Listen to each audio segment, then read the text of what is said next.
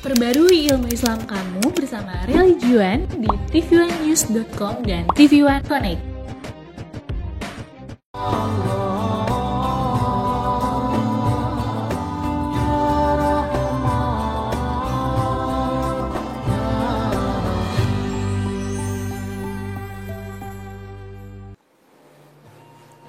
Assalamualaikum warahmatullahi wabarakatuh. Alhamdulillahi nahmaduhu wa nasta'inuhu wa nastaghfiruh wa na'udzu billahi min syururi anfusina wa min sayyiati a'malina may yahdihillahu fala mudhillalah wa may yudlil fala hadiyalah. Asyhadu an la ilaha illallah wahdahu la syarikalah wa asyhadu anna sayyidana Muhammadan abduhu wa rasuluhu la nabiyya ba'da, amma ba'du. Subhanaka la ilma lana illa ma 'allamtana innaka antal alimul hakim wa la udwana illa 'alal zalimin, amma ba'du. Pemirsa, Assalamualaikum Nusantara, para jamaah, sahabat, teman-teman sekalian yang dimuliakan oleh Allah Subhanahu wa ta'ala. Pada kesempatan yang mulia ini, kesempatan yang baik ini, marilah kita untuk terus senantiasa memanjatkan puji syukur kepada Allah Subhanahu wa ta'ala atas seluruh nikmat dan karunia yang Allah berikan kepada kita. Mudah-mudahan kita menjadi hamba Allah yang terpilih, menjadi hamba Allah yang terbaik, menjadi hamba Allah yang senantiasa mendapatkan rahmat, hidayah dan inayah pertolongan Allah Subhanahu wa ta'ala, sehingga kita semua yang memohon keselamatan, memohon kebaikan, memohon kesuksesan, dan juga memohon kebaikan-kebaikan yang lainnya, baik di dunia maupun di akhirat, semuanya diijabah, dikabulkan oleh Allah Subhanahu wa ta'ala. Kita menjadi orang yang sukses di dunia, dan juga mudah-mudahan kita mendapatkan kebaikan, kesuksesan di akhirat. Rabbana atina fid dunya hasanah wa fil akhirati hasanah wa qina azabannar. Kita mendapatkan, mudah-mudahan ya Allah, diberikan kebaikan hidup di dunia dan juga kebaikan kehidupan nanti di akhirat, dan dijauhkan dari berbagai macam azab dan siksa. Masya Allah.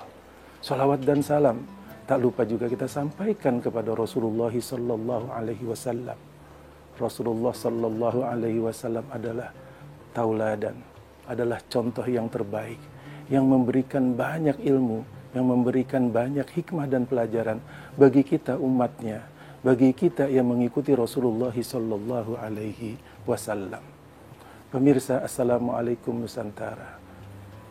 Sebelumnya saya telah membahas yang terkait dengan bagaimana sesungguhnya seorang hamba, seorang manusia itu sangat membutuhkan, fakir kepada Allah Subhanahu wa ta'ala, berhajat kepada Allah Subhanahu wa ta'ala. Manusia itu sendiri keinginannya begitu banyak, keperluannya begitu banyak.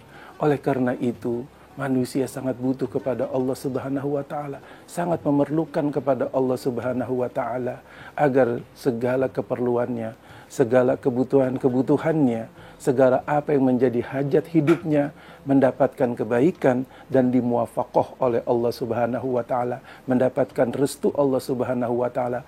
Karena dengan restu dan persetujuan muwafaqahnya Allah Subhanahu wa ta'ala, apa yang dilakukan oleh manusia, oleh hamba Allah Subhanahu wa ta'ala, insya Allah kemudian itu akan memberikan kebaikan, akan memberikan manfaat, baik bagi dirinya maupun bagi keluarganya, teman-temannya, dan juga orang-orang yang lainnya. Pemirsa, Assalamualaikum Nusantara yang dirahmati oleh Allah Subhanahu wa ta'ala. Berkaitan dengan doa, berkaitan dengan permohonan seorang hamba kepada Allah Subhanahu wa ta'ala, pada kesempatan ini perlu kemudian kita mengambil sedikit perhatian, kita menyisihkan waktu kita untuk kemudian kita belajar tentang ilmu agama, tentang bagaimana akhlak kita di dalam berdoa, di dalam kita bermunajat, memohon segala urusan-urusan kita, bertawakal kepada Allah Subhanahu wa ta'ala. Karena sesungguhnya salat itu sendiri adalah doa, maka doa itu sendiri juga masuk seperti orang melaksanakan ibadah salat. Ada syaratnya, ada rukunnya, dan kemudian di sana terdapat doa yang diterima dan juga terdapat doa yang tidak diterima. ataupun doa yang gagal, doa yang tertolak. Nah, bagaimanakah kemudian kita dapat mengambil hikmah, dapat mengambil pelajaran?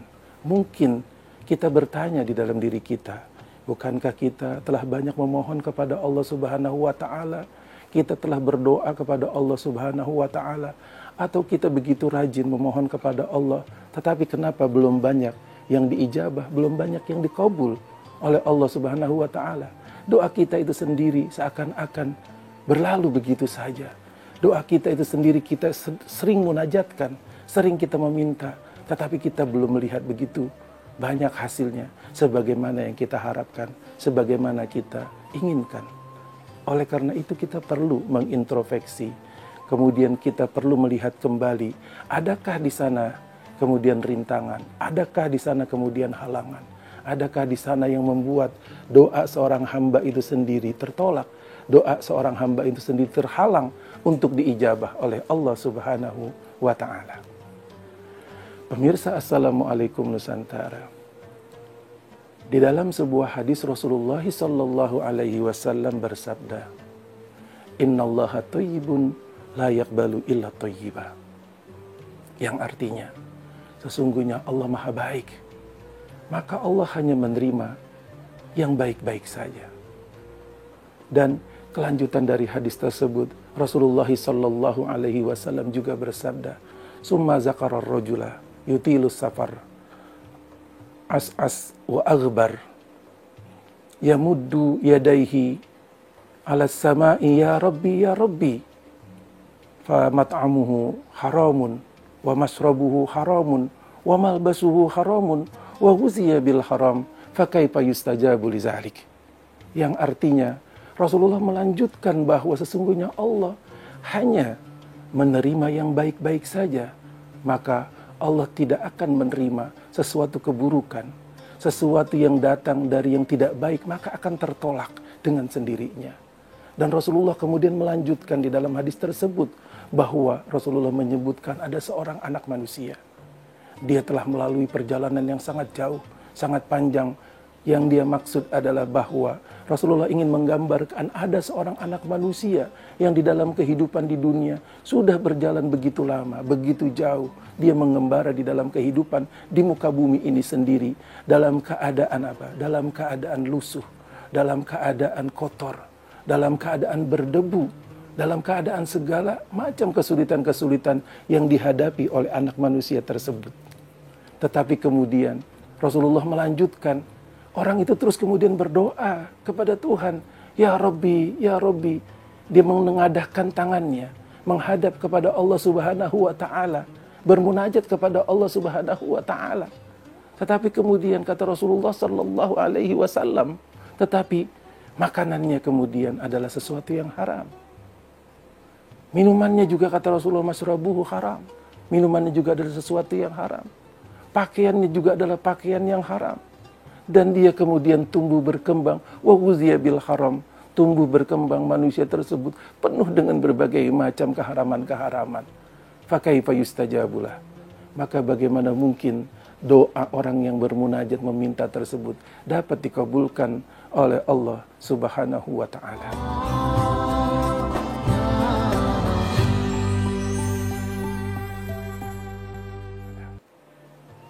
Pemirsa, Assalamualaikum Nusantara. Oleh karena itu, sesuatu yang dapat kita ambil dari hadis Rasulullah sallallahu alaihi wasallam adalah bahwa di antara syarat-syarat bagi manusia yang berdoa kepada Allah Subhanahu wa Ta'ala agar diterima dan tidak ditolak adalah bahwa manusia itu sendiri harus memakan makanan dan berusaha dengan usaha yang halal. Maka jika seseorang banyak memakan makanan yang haram, minumannya haram, pakaiannya haram, dan mendapatkan segala sesuatunya dengan cara-cara yang haram, yang tidak diridhoi oleh Allah Subhanahu wa Ta'ala, maka sesungguhnya doa orang itu tersebut walaupun sudah begitu lama, walaupun diucapkan berkali-kali, walaupun diminta sudah beribu-ribu kali, bertahun-tahun, kenapa kemudian doa itu tersebut tidak diijabah oleh Allah Subhanahu wa Ta'ala?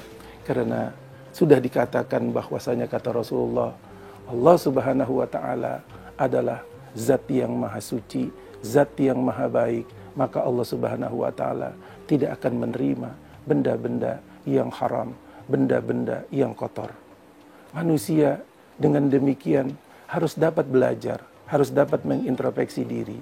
Jika ingin doanya itu sendiri tidak ditolak oleh Allah Subhanahu wa ta'ala, maka manusia itu sendiri harus kemudian menghindari apa-apa yang diharamkan oleh Allah Subhanahu wa ta'ala, yang telah dicontohkan juga oleh Rasulullah sallallahu alaihi wasallam dan diajarkan oleh para ulama di dalam ajaran agama Islam.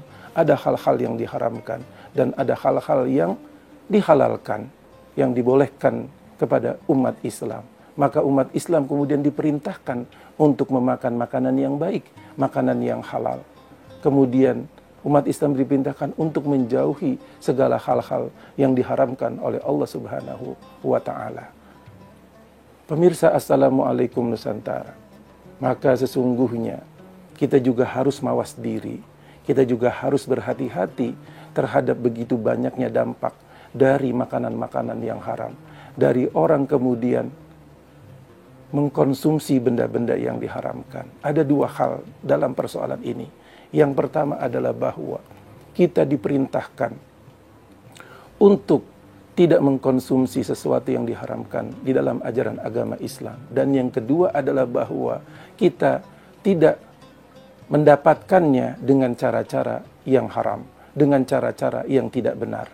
Misalkan seseorang makanannya itu baik, makanannya mungkin itu bergizi, makanannya mungkin itu mahal, tetapi uang yang dia dapat misalkan dari hasil korupsi, dari hasil dia berbohong, dari hasil dia berjudi, maka sesungguhnya perbuatan-perbuatan yang dilakukan tersebut bukan pada makanannya, tetapi kemudian pada bagaimana dia mencari untuk mendapatkan makanan tersebut. Dia mendapatkannya dengan cara-cara yang tidak baik, dengan cara-cara yang diharamkan di dalam ajaran agama Islam. Tentunya yang demikian itu juga akan menjadi suatu hambatan, akan menjadi suatu penghalang seorang hamba di dalam bermunajat kepada Allah, di dalam beribadah kepada Allah Subhanahu wa ta'ala.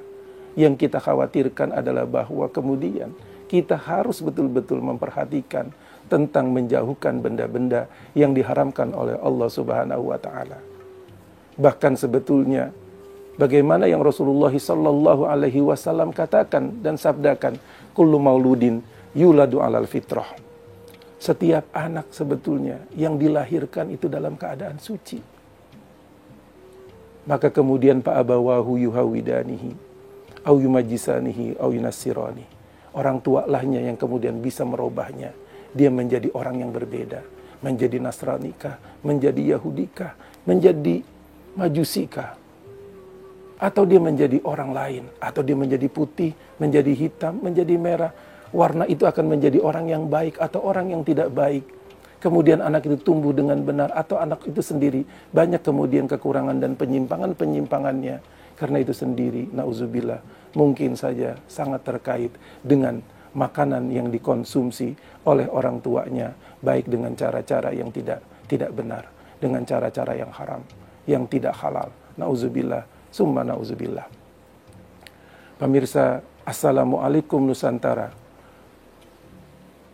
Rasulullah sallallahu alaihi wasallam juga bersabda di dalam riwayat hadis yang diriwayatkan oleh Imam Al-Baihaqi, kullu lahmin nabata min haramin pannaru aula bih. Sesungguhnya segala daging, segala anggota tubuh yang tumbuh pada diri seseorang, yang tumbuhnya berasal dari barang-barang yang diharamkan, dari sesuatu yang diharamkan oleh Allah Subhanahu wa ta'ala, maka sesungguhnya kata Rasulullah, pannaru aulabi, na'udzubillah. Maka katanya neraka itu sendiri lebih baik, neraka itu lebih layak maksudnya buat jiwa-jiwa, buat diri-diri, buat pribadi-pribadi yang tumbuh karena berdasarkan dari benda-benda yang diharamkan oleh Allah Subhanahu wa ta'ala. Pemirsa, Assalamualaikum Nusantara yang berbahagia. Di dalam hadis juga Rasulullah sallallahu alaihi wasallam bersabda, kullukum ra'in wa kullukum mas'ulun an ra'iyatih. Sesungguhnya tiap-tiap kamu adalah pemimpin, dan tiap-tiap pemimpin akan dipintai pertanggungjawabannya oleh Allah Subhanahu wa Ta'ala. Seorang kepala rumah tangga, seorang suami menjadi pemimpin di dalam keluarganya, di dalam rumah tangganya. Kita tidak hanya berpikir bahwa dalam kaitannya dengan doa, dalam kaitannya permohonan seorang manusia kepada Tuhannya, kepada Allah Subhanahu wa Ta'ala, itu hanyalah doa yang dimunajatkan oleh seorang laki-laki atau seorang suami atau seorang ayah atau bapak.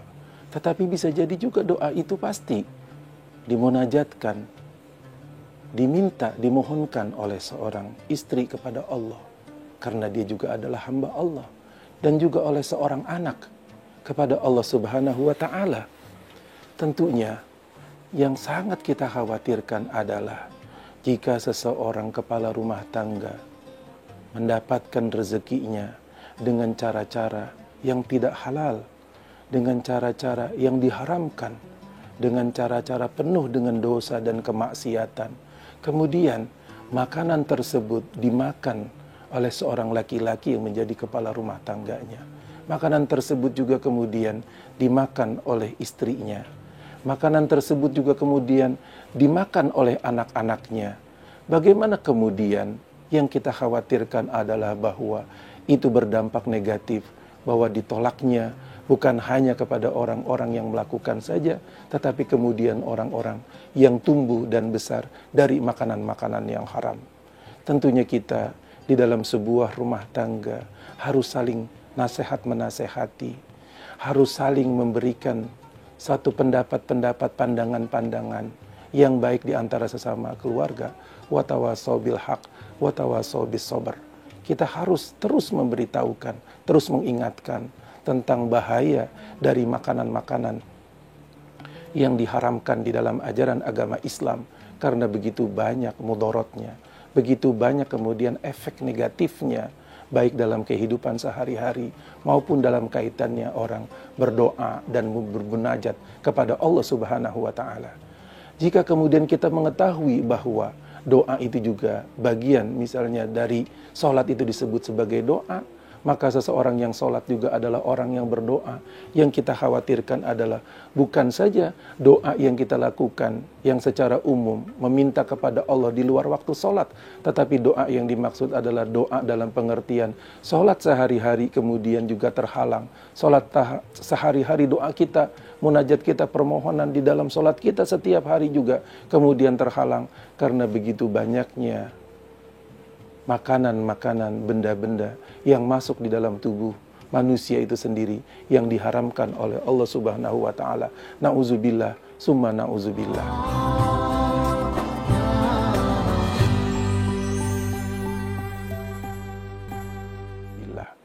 Pemirsa, Assalamualaikum Nusantara. Itu di antara benda-benda, hal-hal yang harus dihindari oleh seorang mukmin, oleh seorang muslim, agar kemudian jangan sampai doanya itu sendiri ditolak oleh Allah Subhanahu wa Ta'ala, doanya tidak diijabah, doanya tidak dikabul. Maka hendaklah manusia menghindari dari makanan-makanan yang diharamkan, dan hendaklah memakan makanan yang halal, makanan-makanan yang baik, makanan-makanan yang benar, dengan cara-cara mendapatkannya, rezekinya juga dengan cara yang benar, bukan dengan cara-cara yang dilarang oleh Allah Subhanahu wa Ta'ala yang ada di dalam ajaran agama Islam. Sesungguhnya perintah Allah Subhanahu wa Ta'ala, baik berupa ibadah dan lain sebagainya, ataupun juga hukum-hukum yang berbentuk larangan, sesungguhnya seluruhnya itu sendiri adalah demi kebaikan dan kemaslahatan umat manusia, hamba Allah itu sendiri. Dan kita harus terus mawas diri sebagai seorang muslim, sebagai sebuah anggota keluarga, apalagi kita sebagai kepala rumah tangga. Jangan sampai kemudian kita memakan makanan ataupun benda-benda yang diharamkan masuk ke dalam tubuh kita, baik berupa bendanya ataupun cara kita mendapatkannya, sehingga kita menjadi orang-orang yang bersih, menjadi orang-orang yang mukhlis, menjadi orang-orang yang thayyib, sehingga doa kita pun yang keluar dari lubuk hati kita yang bersih, dari jiwa kita yang bersih, itu akan sampai kepada Allah Subhanahu wa Ta'ala. Pemirsa, Assalamualaikum Nusantara. Oleh karena itu, kita terus mengaca, terus mengkaji, terus mendalami diri kita. Bagaimana kemudian banyaknya kekurangan-kekurangan yang ada di dalam diri kita. Kita terus perbaiki. Kita terus menjadi orang-orang yang berusaha lebih baik lagi. Menjadi orang-orang yang beriman kepada Allah dengan sesungguhnya, dengan sebenar-benarnya. Oleh karena itu, kita dianjurkan oleh Allah Subhanahu wa Ta'ala dan juga dianjurkan oleh Rasulullah sallallahu alaihi wasallam agar kita menjauhi makanan-makanan yang haram, agar kita menjauhi mendapatkan sesuatu dengan cara-cara yang haram, dengan cara-cara yang batil, dengan cara-cara yang tidak halal. Karena itu semuanya akan memberi keburukan kepada diri kita, kepada keluarga kita, kepada saudara-saudara kita. Dan mungkin perbuatan-perbuatan yang muncul pun akan memberikan dampak keburukan. Perbuatan yang muncul berupa ketidakbaikan malah mengganggu saudara-saudara kita yang lainnya. Nauzubillah summa nauzubillah. Kita diperintahkan oleh Rasulullah sallallahu alaihi wasallam, ittaqillah haitsuma kunta wa atbi'is sayyi'atal hasanata tamhuha. Bertakwalah kalian semuanya di mana saja kalian berada, dan gantilah segala kesalahan-kesalahan, keburukan-keburukan harus kita ganti dengan kebaikan-kebaikan yang mudah-mudahan dapat menghapus keburukan-keburukan yang dilakukan oleh hamba manusia itu sebelumnya, oleh hamba Allah. Maka orang agar doanya itu sendiri jangan sampai ditolak, maka manusia itu sendiri harus memperbaiki dirinya, menjauhkan dari benda-benda yang diharamkan, menjauhkan mendapatkan sesuatu dengan cara-cara yang tidak benar. Maka manusia jika ingin dia mendekatkan diri kepada Allah Subhanahu wa Ta'ala, dia membersihkan, mensucikan dirinya. Dalam hadis Rasulullah tadi telah sampaikan yang artinya, hendaklah kalau kita pernah berbuat salah, pernah melakukan kekeliruan, kita harus menggantinya dengan perbuatan-perbuatan yang baik, yang mudah-mudahan dapat menghapus, dapat menghilangkan keburukan-keburukan kita di masa lalu. Karena itu adalah syarat agar doa kita kemudian tidak ditolak oleh Allah Subhanahu wa Ta'ala. Maka yang terakhir di antara doa-doa, kenapa kemudian doa manusia itu sendiri ditolak? Yang terakhir adalah karena manusia itu sendiri ada mu'akhzil asbab, yaitu manusia sendiri meninggalkan dari melaksanakan ikhtiar dan usaha. Seseorang yang berdoa, seseorang yang bermunajat kepada Allah Subhanahu wa Ta'ala, tidaklah kemudian menggugurkan. Orang itu sendiri diperintahkan untuk berusaha, untuk beramal soleh, untuk berikhtiar, untuk berijtihad, berusaha secara sungguh-sungguh dengan apa yang dia minta kepada Allah Subhanahu wa Ta'ala. Jika seseorang ingin sukses di dalam pendidikan, maka dia tidak bisa kecuali dengan belajar sungguh-sungguh, dengan belajar yang tekun. Seseorang yang ingin sukses di dalam perdagangan, maka dia pun juga harus berusaha belajar bagaimana tentang ilmu perdagangan, bagaimana menjadi pedagang yang jujur, bagaimana menjadi pedagang yang profesional, bagaimana kemudian menjadi pedagang yang memuaskan konsumennya dengan produk-produknya yang terbaik, dengan produk-produknya yang juga sama-sama menguntungkan, produk-produknya yang bermanfaat, produk-produknya juga yang halal. Maka seseorang tidak bisa kemudian hanya berdoa saja kemudian berpangku tangan. Orang kemudian berdoa kepada Allah Subhanahu wa Ta'ala tapi dia tidak berbuat apa-apa. Maka sesungguhnya di antara yang disebutkan tadi, kenapa doa itu sendiri tertolak? Karena manusia itu sendiri setelah berdoa kemudian manusia tidak mau berusaha, tidak mau bersungguh-sungguh. Maka kemudian doanya itu sendiri hanya sebagai doa saja, tetapi tidak sejalan kemudian dengan perintah Allah Subhanahu wa Ta'ala yang lainnya, agar manusia beramal soleh, agar manusia beribadah, agar manusia menebar kebaikan. Maka sesungguhnya bisa jadi doa-doa yang tertolak itu sendiri karena perbuatan-perbuatan buruk yang dilakukan oleh manusia. Kita tidak sadar kita berbuat zolim, kita tidak sadar kita menyakiti tetangga, kita tidak sadar kita menyakiti orang tua, kita tidak sadar kita telah melukai hati dan perasaan orang-orang terdekat kita. Kemudian pada saat yang sama kita bertanya, kenapa doa kita kemudian tidak diterima, doa kita kemudian tertolak. Kita berintrospeksi diri, kita muhasabah. mungkin saja di antara perbuatan-perbuatan itu kita harus kembali mengintrospeksi, memperbaiki diri kita, kemudian kita bermunajat kepada Allah Subhanahu wa taala dengan kita memperbaiki diri kita. Mudah-mudahan doa kita tidak lagi tertolak, diterima oleh Allah Subhanahu wa taala, dan kita menjadi orang-orang yang terus bertambah baik dan mendekatkan diri kepada Allah Subhanahu wa taala, dan tahu kemudian daripada syarat-syarat diijabahnya, dikabulnya doa oleh Allah Subhanahu wa taala, dan kita menjauhkan dari makanan-makanan yang diharamkan, dari cara-cara mendapatkan yang diharamkan, sehingga kemudian doa kita diterima dan tidak ditolak oleh Allah Subhanahu wa taala.